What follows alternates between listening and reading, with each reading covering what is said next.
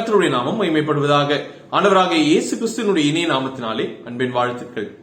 இன்றைக்கு காலை வேளையில நம்மளுடைய தியானத்திற்காக நாம் தெரிந்து கொண்ட வேதாகம பகுதி நீதிமொழிகளினுடைய புத்தகம், அதனுடைய 16வது அதிகாரம் 32வது வசனம். நான் வாசிக்கிறேன். பலவானை பார்க்கிலும் நீடிய சாந்தம் உள்ளவன் உத்தமன். இன்றைக்கு நாம் இந்த நீடிய சாந்தத்தை குறித்து அல்லது பொறுமையோடு கூட இருப்பதை குறித்து 3 காரியங்களை உங்களோடு கூட பகிர்ந்து கொள்ள வேண்டும் என்று சொல்லி விரும்புகிறேன். முதலாவது விஷயம், being impatient may cause serious trouble.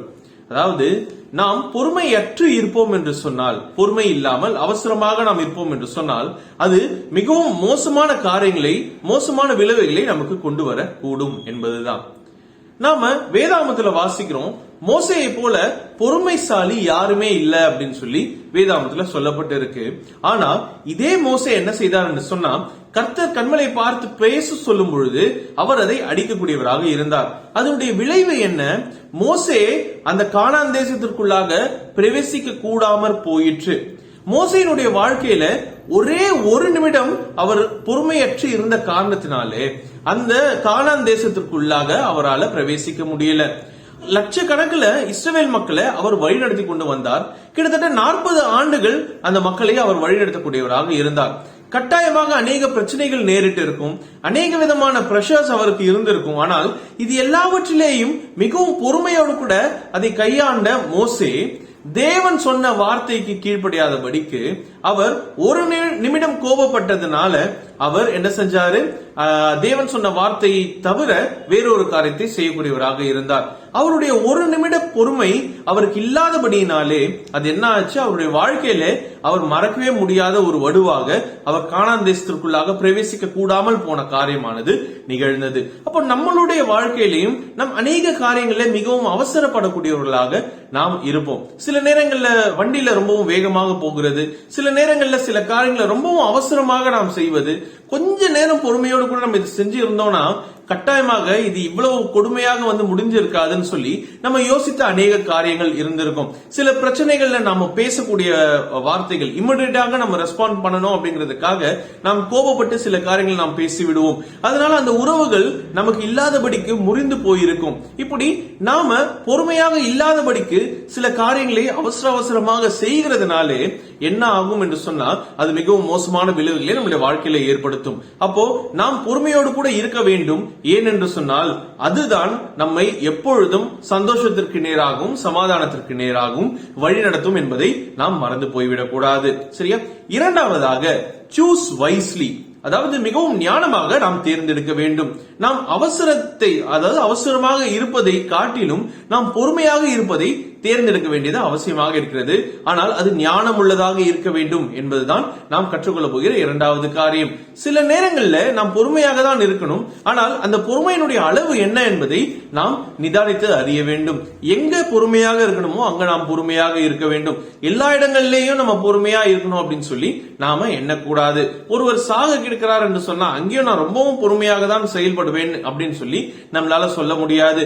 ஒரு இடத்துல நாம அவசரமா செயல்படணும் அப்படின்னா அங்க நம்ம அவசரமாக தான் செயல்பட்டு ஆகணும். அப்போ தேவனிடத்துல நாம் ஞானத்தை பெற்றுக்கொண்டு நம்மளுடைய வாழ்க்கையில நடக்கக்கூடிய காரியங்களை பொறுத்து நாம் எந்த இடத்துல அவசரமாக செயல்பட வேண்டும், எந்த இடத்துல பொறுமையாக செயல்பட வேண்டும் என்பதை நாம் நிதானித்து அறிந்து அதற்கு ஏற்ப நாம் செயல்பட வேண்டியது அவசியம். வேதாகமத்திலே பொறுமையாக இருக்க வேண்டும் என்று சொல்லி இருக்கிறது என்பதற்காக நாம் எல்லா காரியங்களையும் பொறுமையாக இருக்கக்கூடாது. அதுவும் சில நேரங்களிலே நமக்கு மோசமான விளைவை ஏற்படுத்தி விடக்கூடியதாக இருக்கும். அப்போ நாம் அவசரத்தை விட பொறுமையை நாம் சூஸ் பண்றோம், பொறுமையை நாம தேர்ந்தெடுக்கிறோம் என்று சொன்னால் அது சரியானதா என்பதை நாம் நிதானித்து அறிய வேண்டியது அவசியமாய் இருக்க வேண்டும். அதற்கேற்ற ஞானத்தை நாம் தேவனிடத்திலிருந்து பெற்றுக்கொள்ள வேண்டும். இது நாம் கற்றுக்கொள்ளக்கூடிய இரண்டாவது விஷயம். மூன்றாவதாக, practising patience is a spiritual thing. அதாவது நாம் பொறுமையாக இருக்கிறோம் என்று சொன்னால் இந்த பொறுமையை நாம் கையாளுவது அது ஆவிக்குரிய ஒரு பண்பாக இருக்கிறது அப்படிங்கிறது தான் நாம் கற்றுக்கொள்ளக்கூடிய மூன்றாவது விஷயம். கர்த்தராகிய இயேசு கிறிஸ்து அவர் பாடுபட்ட நேரத்தில் ஒரு நிமிடம் அவருக்கு கோபம் வந்திருந்தால் கட்டாயமாக இந்த உலகமானது முழுவதுமாக அழிந்து போகக்கூடிய நிலைமையில காரியங்கள் மாற்றப்பட்டு இருக்கும். ஆனால் அவர் சிலுவையிலே மரிக்கும் வரைக்கும் நீடிய பொறுமை உள்ளவராக அவர் இருந்தார். கர்த்தராகிய இயேசு கிறிஸ்து பிசாசினால் வனாந்திரத்திலே சோதிக்கப்பட்ட பொழுது கூட பிசாசு கர்த்தராகிய இயேசு கிறிஸ்துவிடத்திலே வந்து கல்லுகளை நீங்கள் அப்பமாக்கி நீங்க சாப்பிடுங்க, அப்படி நிறைய காரியங்களை அவர் பிசாசு சொல்லி இருந்தார் இல்லையா. தேவாலயத்தினுடைய உப்பரிகையிலிருந்து தாழ குதிங்க அப்படின்னு சொல்லப்பட்டு இருந்துச்சு. இப்படி எல்லா காரியங்களையும் பிசாசு கர்த்தராகிய இயேசு கிறிஸ்துவை வெறுப்பேற்றும் பொழுது இயேசு கிறிஸ்து என்ன செஞ்சார்? உடனடியாக ஒருவேளை கோபப்பட்டு என்னால் இதை முடியாதுன்னு நினைக்கிறியா, நான் செஞ்சு காட்டுறேன்னு சொல்லி அவர் செஞ்சிருந்தார் என்று சொன்னால் எல்லாமே தலைகீழாக மாறி போயிருக்கும் இல்லையா. அப்போ கர்த்தராகிய இயேசு கிறிஸ்து அவர் பொறுமையா இருக்கிறார் என்று சொன்னால் அதற்கு அவருக்கு ஒரு தனி பலமானது தேவைப்பட்டது. பிதாவினிடத்திலிருந்து அந்த பலத்தை அவர் பெற்றுக்கொள்ளக்கூடியவராக இருந்தார். இன்றைக்கு பரிசுத்த ஆவியானவராகிய தேற்றளவாளனை நமக்கும் அவர் கொடுத்திருக்கிறார். அப்போ நாம பொறுமையாக இருக்கிறோம் என்று சொன்னால், பொறுமையாக இருக்க பழகுகிறோம் என்று சொன்னால் இது ஆவிக்குரிய ஒரு பண்பாக இருக்கிறது. நாம் ஆவிக்குரிய நிலைமையிலே நாம் முதிர்ச்சி அடையும் பொழுது இந்த பொறுமையானது நமக்கு மிகவும் எளிதாக வந்துவிடும். இதை இன்னொரு வகையில சொல்ல வேண்டும் என்று சொன்னால், நாம் பொறுமையாக இல்லை என்றால் நாம் இன்னும் ஆவிக்குரிய நிலைமையிலே முதிர்ச்சி அடையவில்லை என்று சொல்லி அர்த்தம். அப்போ நம்முடைய வாழ்க்கையிலே பொறுமையை நாம் கையாள வேண்டியது அவசியம். முன்கோபம் இல்லாதபடிக்கு, எதற்கெடுத்தாலும் உடனடியாக கோபப்படாதபடிக்கு நாம் பொறுமையாக இருக்க வேண்டும். அதுதான் ஆவிக்குரிய நிலைமையிலேயும் நாம் வளருகிறதற்கு அது நமக்கு உபயோகம் உள்ளதாக இருக்கும் என்பதை நாம் மறந்துவிடக்கூடாது. அப்ப பொறுமையை குறித்து நாம் 3 காரியங்களை சிந்தித்தோம். முதலாவதாக, being impatient is a serious thing, may cause serious trouble. நாம் பொறுமையற்று இருப்போம் என்று சொன்னால் அது நமக்கு மோசமான விளைவுகளை ஏற்படுத்தும். ஆகையாலே நாம் பொறுமையாக இருக்க வேண்டும். இரண்டாவதாக, நாம் ஞானமாக தேர்ந்தெடுக்க வேண்டும். நாம் பொறுமையாக இருக்க வேண்டும் என்று சொல்லி நாம் விரும்புகிறோம் என்று சொன்னால் அது எந்த இடத்துல எந்த சூழ்நிலையில என்பதை நாம் சிந்தித்து நிதானமாக செயல்பட வேண்டும். மூன்றாவதாக, இந்த பொறுமையை நாம் கையாளுவது அது ஆவிக்குரிய ஒரு பண்பாக இருக்கிறது என்பதை நாம் மறந்துவிடக்கூடாது.